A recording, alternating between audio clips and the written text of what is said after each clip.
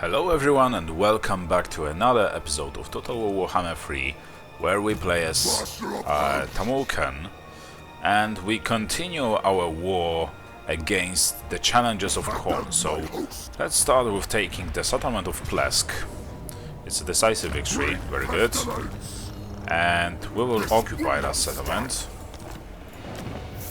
And let's see what our... I don't really know why, but our reliability is very low all the time, even though it passed a very long time since we fought the Archaon. I really hope this will lead. I really hope that this won't lead to the war against our neighbors. I don't want to get surrounded from a couple of different directions simultaneously. That would be terrible for us. We've suffered that before, and we don't want that to repeat. Okay, so since we have 6 points of dominance, and we can recruit... Oh, we need actually 7 points. Okay, never mind. I was about to recruit another chieftain, but I guess we'll do that in the next turn. And we can... No, we will destroy this construction actually. We don't need this to take up space. And we will build a garrison here in North Chelsea. And unfortunately we cannot afford those anywhere else, but okay. Oh, actually we can at least upgrade this construction that provides us with extra money. So now let's spend those skill points. That was a very quick turn, it seems, and we will go for you know what, slaughter them all for Kaisk, and for Ketsak we'll go with Occam's Mind Razor, and Gromcore will now go for the... Let's see, let's finish up that Traitor Kin skill line, and this is basically all we could do for now, so let's end the turn. And we will see what, or like how, the challenges of Khorne will try to stop us. They will most likely try to do that, but let's just hope they will fail. And basically, we should actually push forward no matter what against challenges of Khorne to prevent them from, you know, gathering forces once more and put up a fight to us. Okay. What's this? Thunder Lizard. Within a dark ravine, your talisman inside the pristine corpse. We've seen this before, and we will do the same thing as we did before, which is stuff it with maggots. Right, and let's attack Volk's Guard now. Very good, a decisive victory, and I think it's the capital of this province, if I remember correctly. Take the town for Nurgle. It is, very good. So we will build a garrison here, first of all, and we should do the same thing over here as well. Right, so, and this replenishment rate for Tamurkhan is just incredible. Not only has he a powerful army, pretty powerful army, but also an experienced one as well. But also his replenishment rate is just incredible. Okay, for now, first of all, let's see if it makes a difference if, like, I click on this lord and decide to recruit another chieftain, and if I can, yeah.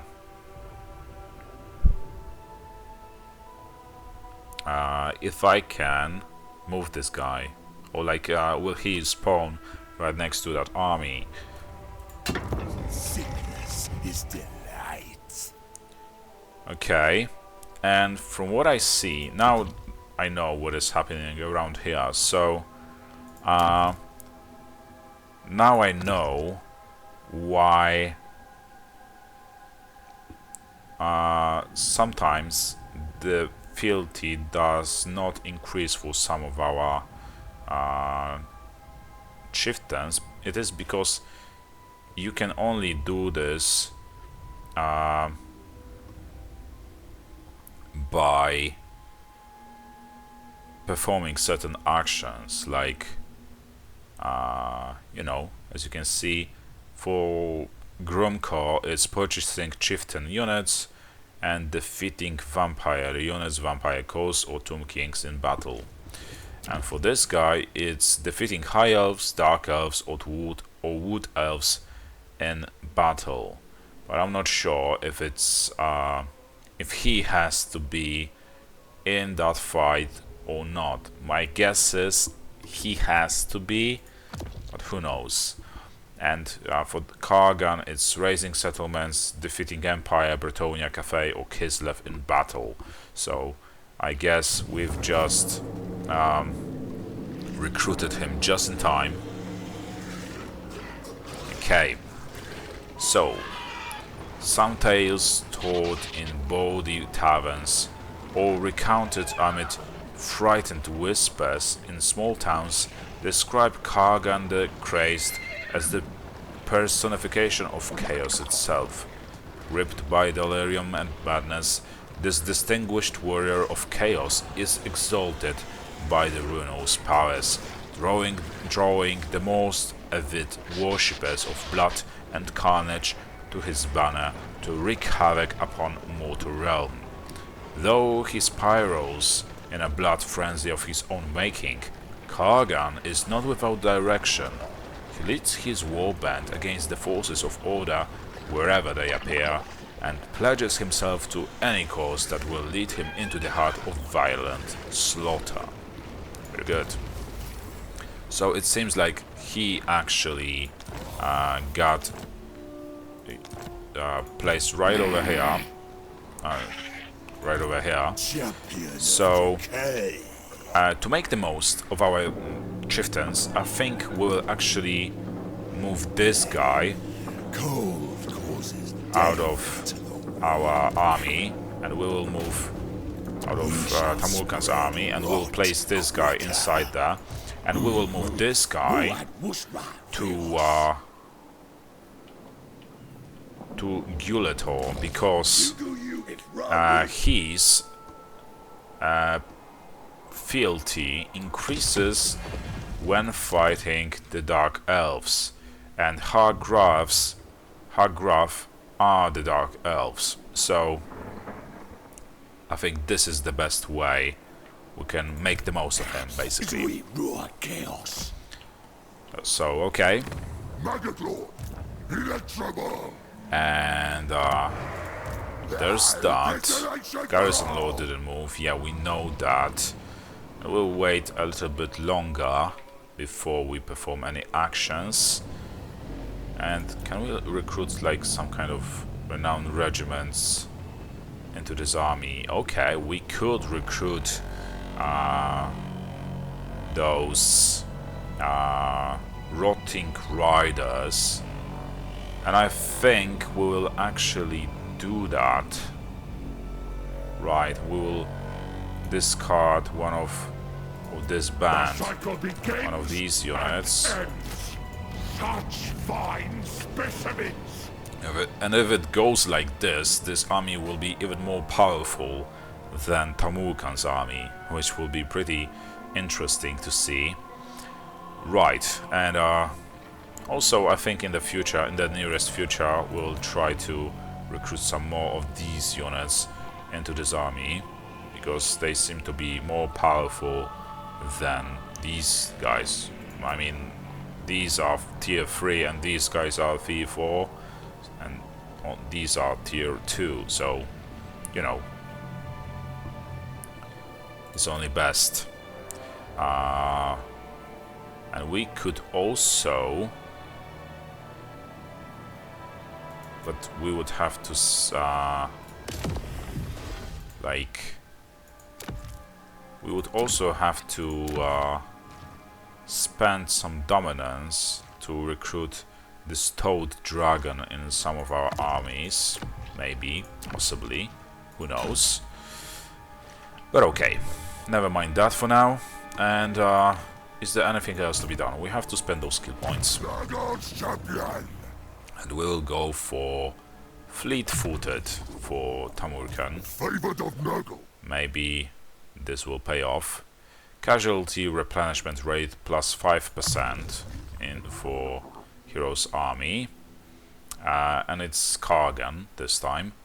Ruinous Wrath for plus 10% weapon strength, or what is this?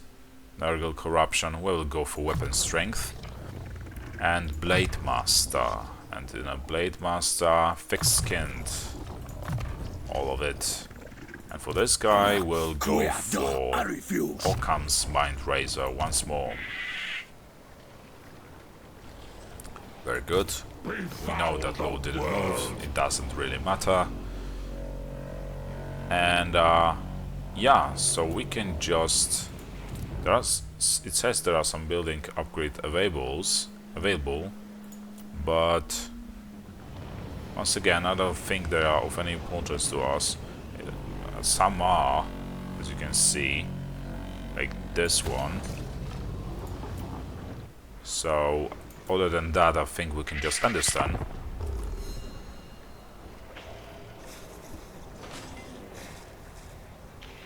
What a nice chariot he has. Not exaggerated at all.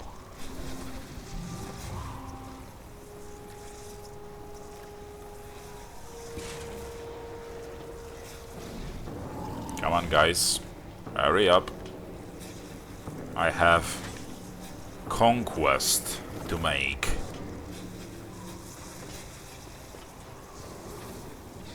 Okay, so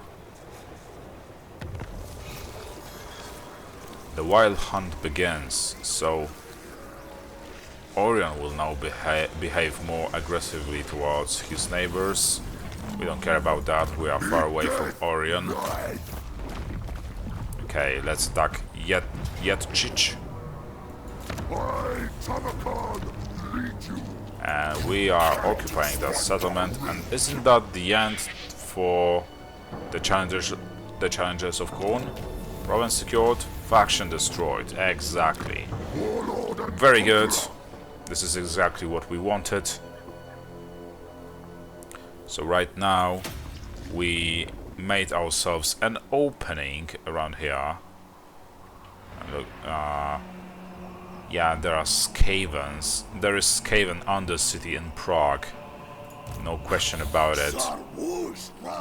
Because there's Skaven Corruption at level 100. And what is Grimgor doing here? I really hope that he doesn't declare the war on us right now. And he's unfriendly, and it's deteriorating because of our increasing strategic threat. So we are a major threat, which means other leaders speak of your military expansion with fear and awe in equal measure, and they see you as a major strategic threat. Hostile forces may ally to counter your might, so be ready. Unfortunately, for now at least, we don't have any any enemy faction, any hostile faction towards us. Right, let's actually, like I said, let's recruit some better units in this army. Your time come. And we will recruit these guys, the Chosen of Nurgle. Who is most eager for war? Very good. And let's see if right there at Yechnich, or whatever it was called, get siege, we can still, yeah, we can build a garrison, which is very good. So there's that, and right now we can also pick a technology. So let's go for maybe this time some faction. Okay, we can go for casualty replenishment rate plus 5%, which will increase our replenishment even further, and it will make Tamurkhan's army almost undefeatable. Relentless assault, plus 10% speed, plus 20 charge bonus, or armor. We'll go for armor for this guy. And for this guy, we'll go for deadly blade. Right, so let's do this. And one more thing. This guy likes it when we defeat lizardmen, ogres, beastmen, or chaos dwarfs in battle. So I guess we eventually, if we want to complete this long campaign objectives, which are to completely fulfill, complete the battles, the final battles for all of these guys, we will have to actually use him to fight against those factions. And also this guy likes looting settlements, defeating Skaven, greenskins, or dwarves in battle. So we have to take that into consideration as well. So honestly, I think that if we want to recruit 2 of these chieftains, we would have to actually recruit another army somewhere around here, right? And recruit those chieftains inside of it, and then both of them would probably increase their level pretty quickly, because there are both chaos dwarfs and just regular dwarfs and greenskins, as you can see. So I think that would be the best position for them to get to. Okay.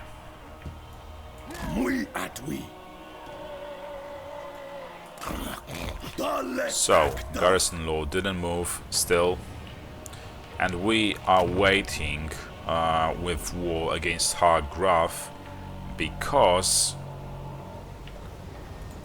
we want this chieftain to get there first, you know. So let's occupy ourselves, or preoccupy ourselves with something else. I don't know, like this thing. And yeah, I think we can understand, so let's do it.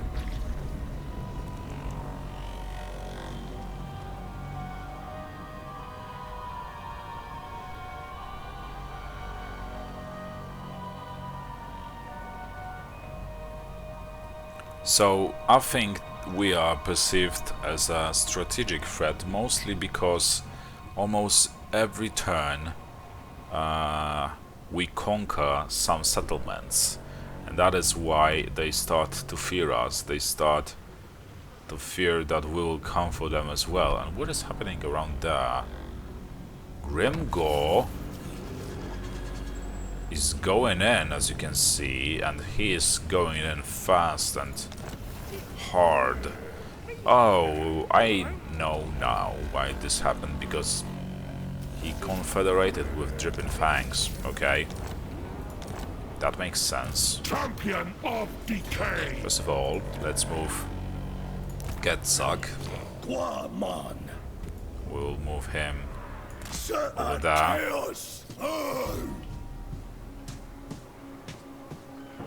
Across the seas, the shortest way possible.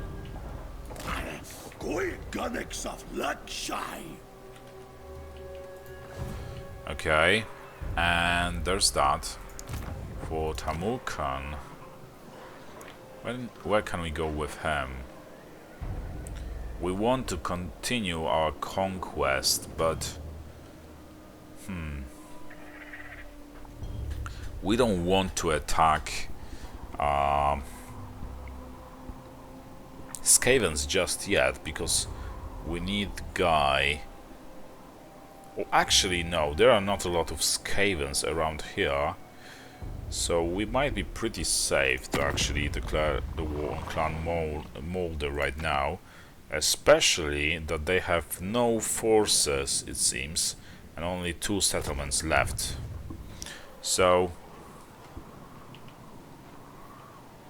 we might just go ahead and do that. Let's see how many of...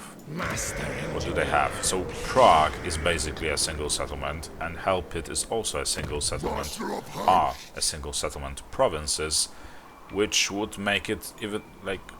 which would keep the current situation of me having control over full, complete provinces, you know? There is not a single province in which, like, I have just a single settlement. So let's go ahead and do that. Let's actually attack Prague. It seems like it's ruins, but obviously there are Skaven undercities over there.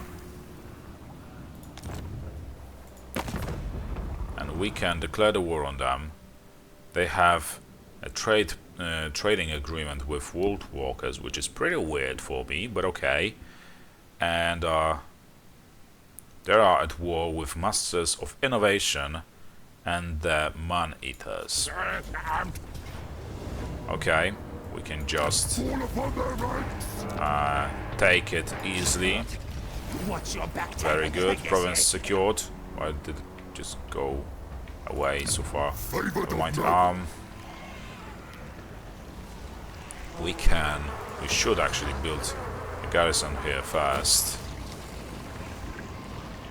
and we will soon increase Nurgle's corruption. And can we reach... it seems like we should be able to reach Helpit in the next turn as well. I will. On it. But I also fear... I have some kind of PTSD from the last campaign. I also fear that these guys, now that they see me being so aggressive, they might try to declare the war on us as well. I mean,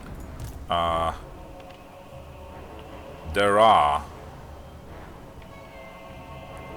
good chances that we would be able to stop them.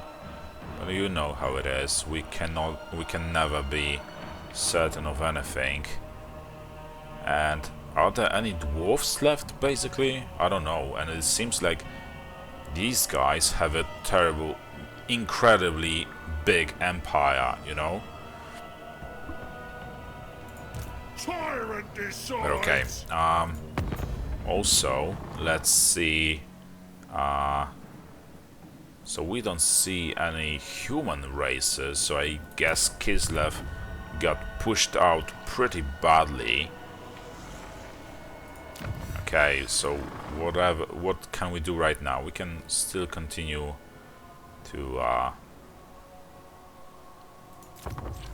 develop our technologies regarding our whole faction, and other than that, there's nothing to be done other than, you know, assign those skill points. We'll go for replenishment of troops.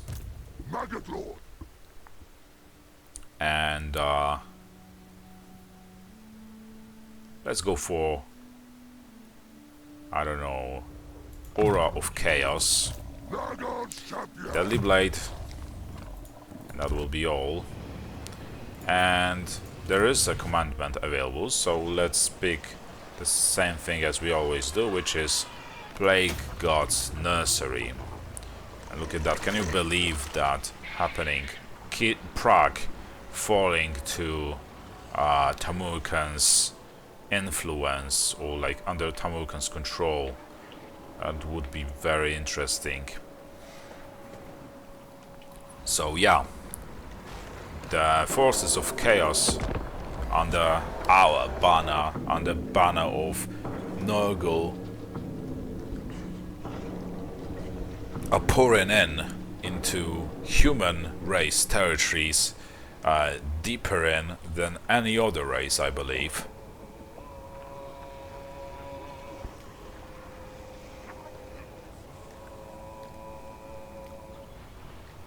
Okay, so, and because of the fact that we are discovering so many more territories and factions, those turns take a lot longer than they used to. A new regional power, Grimgor's Ardboys. Following a string of impressive victories, Grimgor's Ardboys has become a major power. It is imperative for us to make plans to deal with them, either with overwhelming military force or cunning diplomacy. Okay. For now, why can't I just go ahead and take that settlement? I fear that I mean the Clan Mulder is done for either way. Either they will fall to Masters of Innovation, or the Man-Eaters, or us. Whoever comes first and gets them. So yeah, they will have a terrible day real soon. For now, let's just upgrade some of our constructions. And it seems like Masters of Innovation are pushing back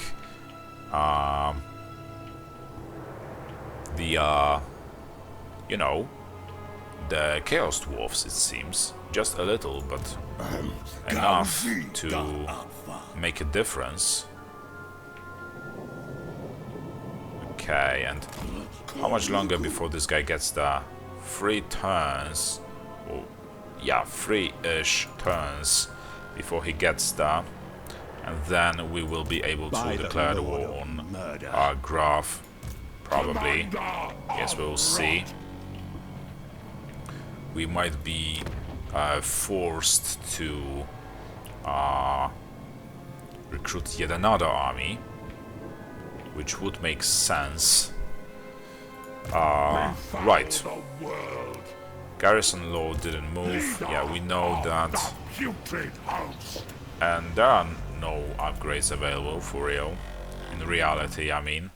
So, we can just end this then.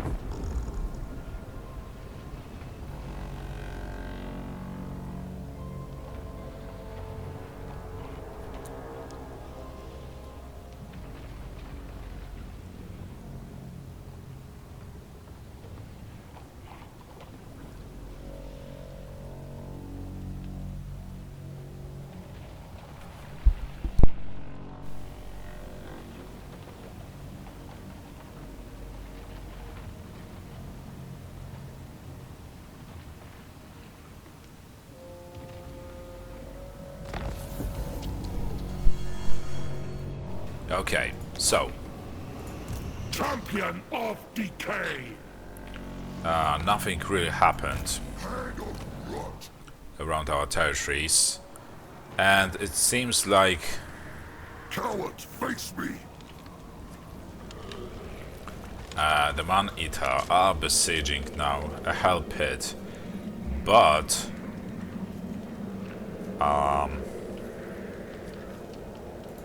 Engineer. you know what? I'm starting to think about. First of all, let's start a plague maybe, and we'll go for melee defense, armor, and we will go for spread plus 10%, an extra in total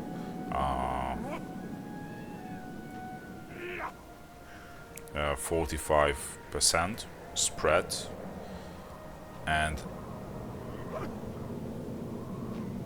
okay, so let's infect our army. Okay, and right now I think we might go ahead. Well, we won't that help it, that much is certain. But I would like to see if we can defeat both of these armies with support of Skavens, because I guess we might join our forces. I mean, we are at war, but who knows? And before I make that decision, I'll make a save. Like so. Right now, I will declare the war on the man-eaters. So, fortunately for us, they don't have any allies. They are at war with Wardwalkers, but they have some trading agreements with both Empire and some other factions, some Elves and more Empire. So, let's declare the war on them. It's a Pyrrhic victory. We will lose one of our units, but we can recruit them back again pretty quickly, or we can even replace them with a better unit. So let's do that. Let's auto-resolve. I'm actually surprised that this went so well, and we will replenish our units because we still need to take that settlement. Skavens probably think they just got saved, but no, they didn't get saved. I just wanted that settlement for my own. Lay them to waste. So now we will have to recruit 2 units. Province secured, faction destroyed, and let's recruit some renowned units. Like this one More drones for the will be of most use to us, and these guys definitely too. So many true fecund followers. Okay, so I think overall we've just increased this army's power. I think so. So, okay. And in 2 turns time, we should be able to attack some of the man-eaters' territories as well, you know. So there's that, and for some reason this guy keeps increasing his fealty. Oh, researching technologies increases his fealty. Okay, so that should be no problem. And raising settlements for this guy, and for this guy is purchasing chieftain units. Okay, so there's that. We know where we stand. Let's build a garrison, and we need to move this guy further north, and also we need to start upgrading our money-making constructions, because soon enough we want to recruit yet another army, you know. Okay, right now we have 2 full armies, but we obviously want more than that. Okay, so I don't think there's anything else to be done around here, so let's spend those skill points, and we'll go for... what can we go for? Actually, we will go for Filth Incarnate. and armor of malady, not malady, but malady. Hand of And rot. we'll also go for indomitable and like, I don't know, faster and harder. Warlord and conqueror. And deadly blade, foe seeker, and frenzied assault. Okay, that seems pretty interesting.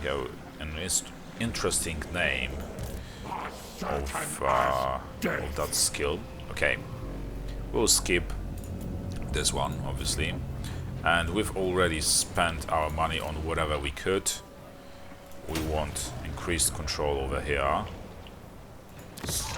or public order, call it as you will. And how's the situation looking around here? So, because of the Skaven corruption, the cursed city province is suffering and decreasing public order, but we will address that real soon. And look at that, there is another army of the man-eaters approaching. But I think if now that we've defeated 2 of the man-eaters' armies, we should have no problem dealing with a single one of them. Especially that this guy is only level 8. He has some powerful units in it, like these guys. Is only a missile infantry, but he has 3 giants, but this doesn't change a thing. Okay, so let's end this turn. And so it looks like it doesn't matter where certain chieftains are, because at least regarding global actions, because if their fealty increases, like when we develop some technologies, then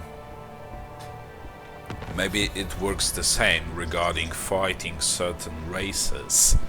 I'm not sure, it's a theory that would have to be tested. Okay, so they got over there. We will wait one more turn. We are just right over there, right in the distance to attack that Fort Ostrosk. Especially that this is not a very powerful or impressive kind of, maybe not unit, but settlement. And yeah, so let's see, which guy was about defeating ogres. Okay, so we know we want a Mournhowl. We want to recruit Mournhowl next, right? Because his fealty increases when we fight ogres. But first, once we recruit this guy, we'll check if his fealty increases without him being involved in that certain fight. There's nothing else to be done, it seems. We can just upgrade some constructions, I think.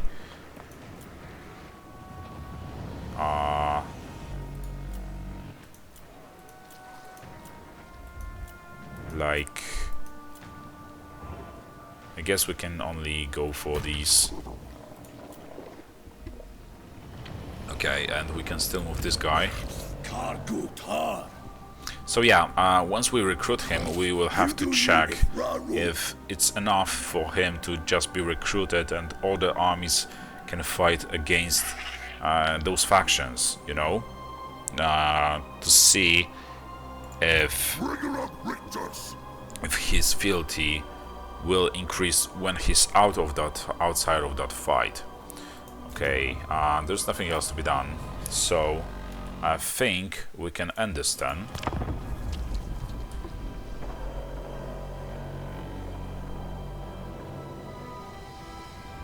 I shall leave you as a maimed corpse. Don't tell me you declared a war on me. Okay, non-aggression pact. I'm definitely going for it. I don't want to fight you, I really don't. Unless he just... Well, it's actually interesting if he's, because of Greenskins, or like Grimgor, and the Masters of Innovation, if he's down to just a single settlement. That might be the case, actually. Maybe this is their last settlement, but I hope it's not. Otherwise we would have to switch some of our focus on those Greenskins. We still have to defeat them, but yeah. Fealty increased, Ketzak, Fimdirach, okay.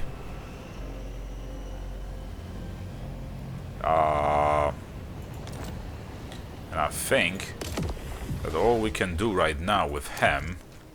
Oh, we have to still reach the committed level.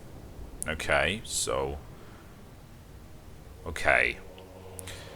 So, let's keep moving him now that we talk about him. Right here. And Tamurkhan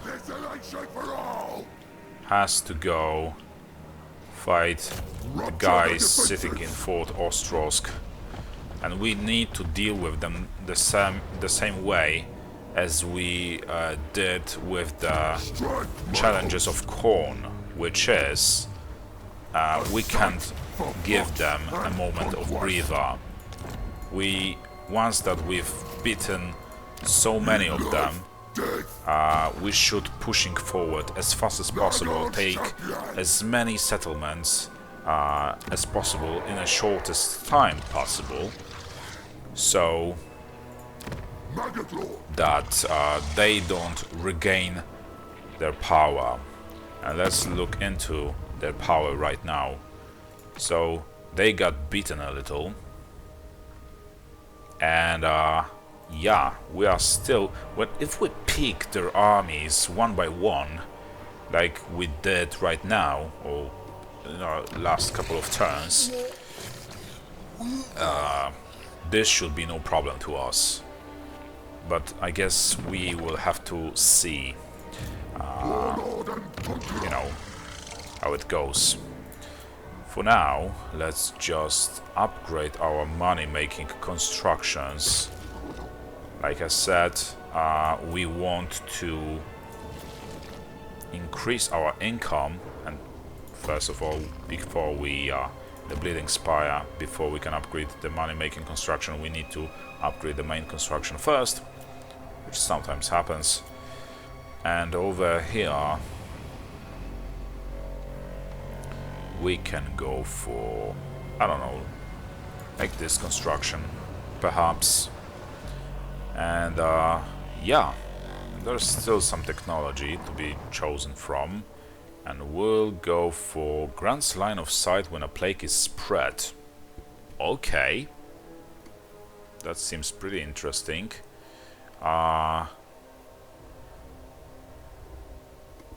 Very good. And what about military technologies? We can actually... what is this? Army ability summoned from beyond. So I guess we will be able to summon, yeah, exactly, a unit of plague bearers. Very good. So this is definitely something what we want, because we will be able to spawn those units on like enemy cannons and stuff, which might actually give us an upper hand in the upcoming battles, especially if we are going to fight you know, the Empire soon enough. And we will go for, with this guy, we'll go for the weapon strength for cavalry. Son of the sickly And over winds. here Blight Swarm. Okay. I guess it also summons something. No. But okay. Still. And Warband of the Crazed. Okay. Bloodlust. And I think that is all for now. And this guy is increasing his level real fast. Okay, so I think this will be all for this episode. So thank you for watching. I hope you enjoyed it. So there will be a lot of fighting in the upcoming episodes. There is a big war against the Man-Eater faction brewing, as you can see. I mean, it's not brewing, but it will definitely be a long campaign against them. So be sure to hit that subscription button to stay tuned for the next episodes, and hopefully I'll see you next time, so see you around. Bye.